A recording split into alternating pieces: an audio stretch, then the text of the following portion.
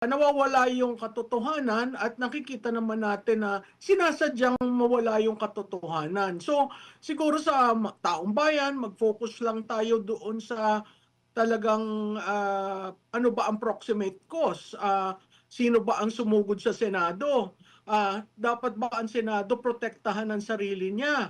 Tatandaan po natin, ang Senado ay isang branch. Hindi yan napapailalim sa executive, yan po ay legislative. Co-equal po yan. So, tingnan natin dun sa ganung perspektiba, hindi dun sa nagkadlong, wala naman ho yung ginamit na salitang fugitive from justice is sa aking palagay ay nasabi ng OSG dahil dun sa naratibong kanyang ginagawa sa pagsagot na binigay sa kanya ng Supreme Court. Wala akong fugitive. Sana mailagay naman sa ayos at maisip ng mga namumuno na hindi pwede naman itong biglaan mo na lang ibibigay just because sinabi ng ICC, no? Dapat ipaglaban natin ang bawat Pilipino. Dito tayo muna sa naging desisyon ng Korte Suprema. Sentro pa rin ng debate. Pero ano sa tingin nyo po, enforceable na po ba ito? And ang dami kong nababasa rin sa online. Bakit natat ba sila? Bakit hindi na lang antayin yung mismong desisyon ng Korte Suprema? Kasi mayroon pang mga kataga doon na yung immediate relief lang na TRO, yun lang yung hindi na ibigay. Pero meron pa silang ilalabas na yung pinaka-prayer mismo ng kampo ni Senador Bato de la Rosa. Prof. Oo, at saka hindi pa natin nakikita yung actual na decision dyan sa TRO na ilalabas ipopost sa Lunes sa Supreme Court website, no? Ang telling sa akin yung boto na 951. So ibig sabihin hindi unanimous ang pag hindi sa TRO. 9 ang bumoto na hindi magbigay ng TRO pero may 5 na bumoto. Importante mabasa ng taong bayan paano ba yung 5? Yung ba ay concurring or dissenting dun sa 9? At saka sino yung nag-abstain at bakit siya nag-abstain? Siguro para lang maging kalmado ang lahat, wag munang i-implement yung supposedly warrant of arrest. Unang-una, hindi naman natin alam kung yan totoo dahil hindi naman dumaan dun sa nakagawian natin na sa kung wala yung red notice, no? Ang kagawian natin dun sa PTCP dun dadaan. Ngayon ang sinasabi meron na. Kung meron na, siguro dapat maging kalmado muna itong estado dahil hindi pa naman natin nakikita yung desisyon at baka mamaya magkaroon na naman ng pagtrampol sa rights ng hindi naman akusado, no? Wala namang korte sa Pilipinas ang nag-akusa sa kanya.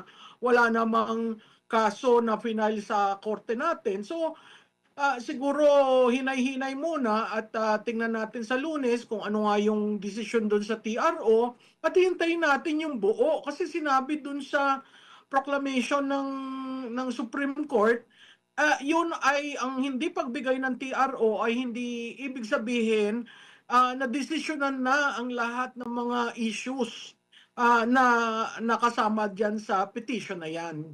Opo. Ang isa pa sa mga sentro ng diskusyon din ngayon, bakit parang pinagmumukha nilang may kasalanan na rin yung Senado, liderato ng Senado dahil nagkanlong daw, si Senador Robin Hood Padilla na tinulungan daw siyang makatakas. Pero ang presidente during that time kinikilala na merong pending na desisyon ang Korte Suprema. So bakit parang minamasama yung mga hakbang during that time, Prof?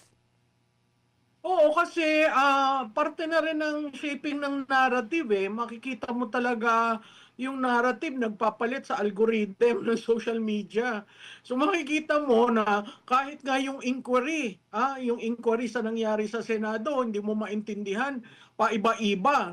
Ngayon, ang art art decor na lang daw ang binabantayan at kaya nandun ang NBI. So hindi natin talaga nawawala yung katotohanan at nakikita naman natin na sinasadyang mawala yung katotohanan. So siguro sa taong bayan, mag-focus lang tayo doon sa talagang ano ba ang proximate cause?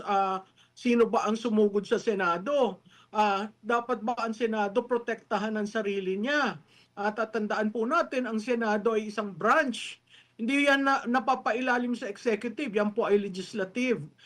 Co-equal po yan. So, tingnan natin dun sa ganung perspektiba, hindi dun sa nagkadlong, wala naman ho yung ginamit na salitang fugitive from justice is sa aking palagay ay nasabi ng OSG dahil dun sa naratibong kanyang ginagawa sa pagsagot na binigay sa kanya ng Supreme Court. Wala hong fugitive kasi wala pa hong nababasahan ano ba yung kasong inaakusa mo. Pangalawa, yung bang warrant of arrest ng isang international court, pwede ba yun sa Pilipinas, no? Yun know, yung mariing pinag-aawayan kasi may issue ng soberanidad. Marami din ako nababasa sa mga komento, parang mauuna pa daw si Senador Bato na maaresto kaysa doon sa nahatulan na ng guilty na si ano, yung si Franz Castro. At sinasabi nila may appeal din naman itong si Senador Bato de la Rosa, pero nakapokus sila. 'Yun, talagang local courts yung nagano noon, Prof. Oh. Oo, at saka makikita natin yung kay Franz Castro, matagal na yun eh. Recruitment pa yun ng mga bata, di ba? So makikita mo ngayon kung sino ang pinapanigan ng Estado, yun ang napoprotektahan. Kung sino ang perceived na kritiko ng Estado, yun ang dinidiin. So ito hindi bago sa atin, 4 na taon na tayong ganyan ng ganyan. Sana mailagay naman sa ayos at maisip ng mga namumuno na hindi pwede naman itong biglaan mo na lang ibibigay just because sinabi ng ICC, no?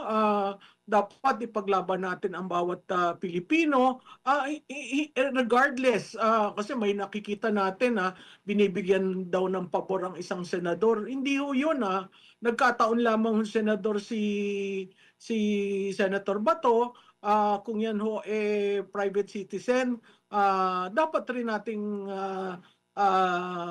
tindigan sa issue na yan kasi mali po yung warrant of arrest ng isang foreign entity na i-apply sa Pilipinas.